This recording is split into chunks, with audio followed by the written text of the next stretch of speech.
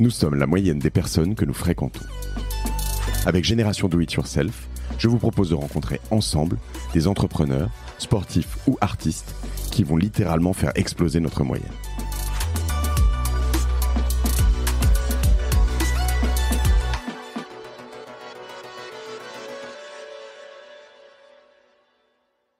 Moi, je suis un auteur de club du terrain. C'est-à-dire que il y en a peu dans ma génération. C'est plutôt la nouvelle génération qui fait ça. Moi, quand j'ai une idée, je vais le soir au Paname ou au Fridge, qui sont les deux comédie clubs, on va dire, où il se passe le plus de choses à Paris. Qui t'appartiennent pas, hein, qui sont... Non, rien à voir. Non. Tu débarques comme tous les autres, tu fais la queue et tout. Je fais pas la queue. Ah, c'est bien. Je viens, je fais ce que les Américains appellent un drop-in. C'est-à-dire que tu viens et comme t'es connu, eh ben on te fait la faveur de te faire passer dès que t'arrives comme tu veux. J'essaye de pas non plus dégager trop de monde avec la durée. Non, t'es pas annoncé. J'essaye de pas faire trop long parce que c'est pas cool, parce qu'il y a des jeunes qui viennent roder leur sketch et que si tu fais trop long, bah ça rentre plus dans le show et puis il y en a qui sautent. Tu vois, on a encore un peu d'humanité en France. Aux États-Unis, ils n'en ont rien à foutre. Ouais. Quand il y a un mec connu qui déboule dans un comédie club, tous les autres... Alors là, il peut faire 30 minutes, 40 minutes, 1 heure. Les Américains, ils se disent, si on a Chris Rock ou Jerry Seinfeld ou Louis C.K. ou Ricky Gervais qui vient et en surprise faire 30 minutes ou 40 minutes, on les bump comme ils disent, mais ils les payent.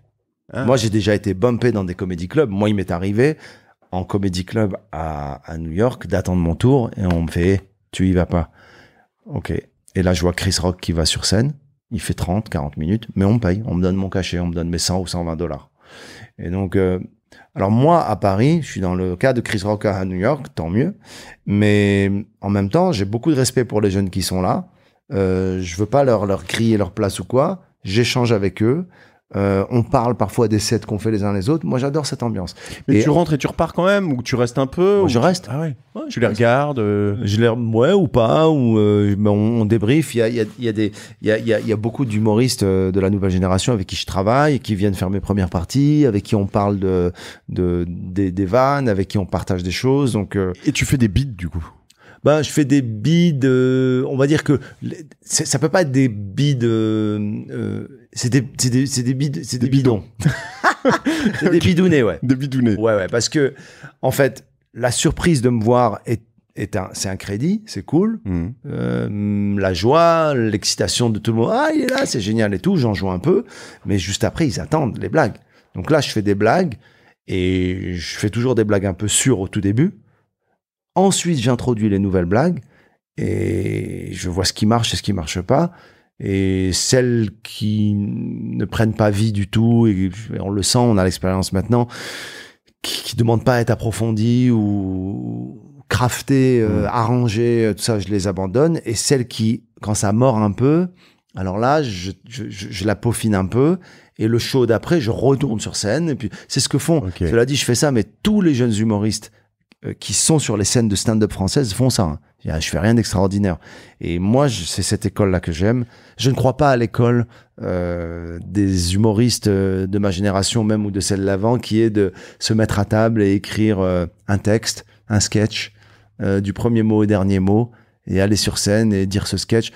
J'ai pas ce talent-là. Il y en a qui arrivent à le faire. Moi, je peux pas. Ça, il y a des gens qui savent le faire. C'est rarement très efficace parce que ça n'a pas été éprouvé avant. C'est plus du monologue, c'est plus du seul en scène, un peu marrant. Mais si tu veux casser tout en club, et si tu veux être un comique qui casse, qui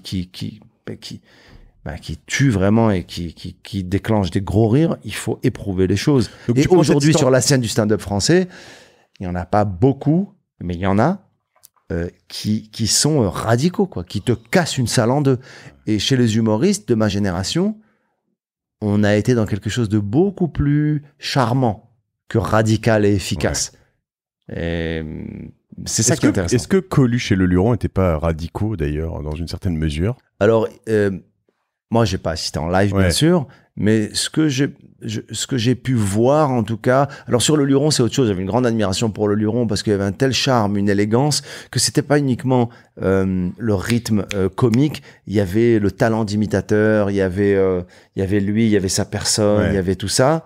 Et Coluche, je crois qu'il y a une forme d'efficacité sur les punchlines toutes les je sais pas combien de secondes. En effet, bien sûr.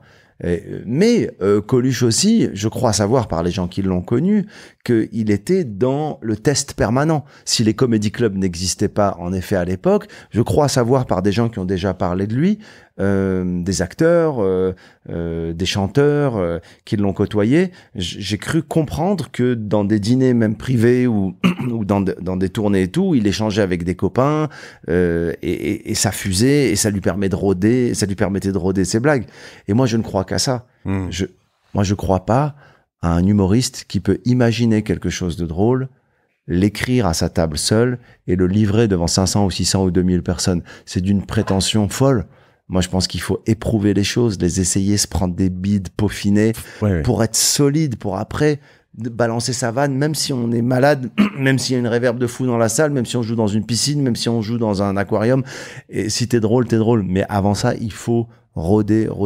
J'essaie de réfléchir de te donner un contrepoint, mais peut-être dans les vieux, tu vois, que je pourrais percevoir comme ça, mais peut-être que je me trompe, ce serait un Desproges, qui serait plutôt une plume d'un mec, tu vois, tac, tu vois. Mais je pense pas, parce que Desproges, pour moi, c'est un génie. Desproges, c'est du génie, mais pour moi, c'est l'écriture et c'est presque la beauté de son écriture qui est. C'est ce que je veux dire.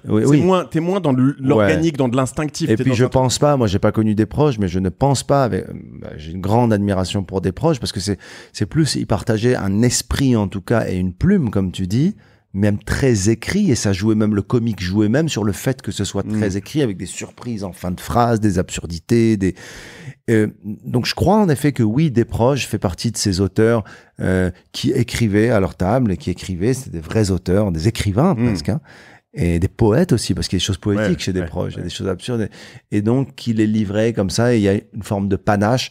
Après, je l'ai pas connu, je peux pas savoir, mais je ne pense pas que Desproges changeait d'un soir à l'autre ses textes et adaptait et allait dans les cabarets. Non, c'est ça. Mais c'est ce qui faisait son génie, c'est son écriture.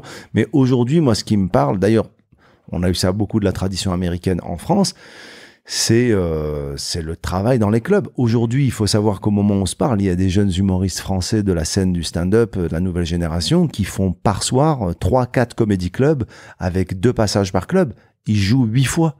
Et moi, j'ai un grand respect pour ça. Ouais, mais on en a, tu sais, que dans mes jeunes collaborateurs, plutôt des collaboratrices d'ailleurs, Elsa, Olivia, etc., qui font du stand-up. Hein. Je trouve ça extraordinaire. Mais moi, en fait, là où ça m'impressionne, c'est moi, je suis un planqué derrière mes micros. Alors là, c'est pas de la fausse humilité, c'est que c'est facile, tu vois. C'est là, tu me mets. Je peux être devant plein de monde sur un truc que je maîtrise complètement.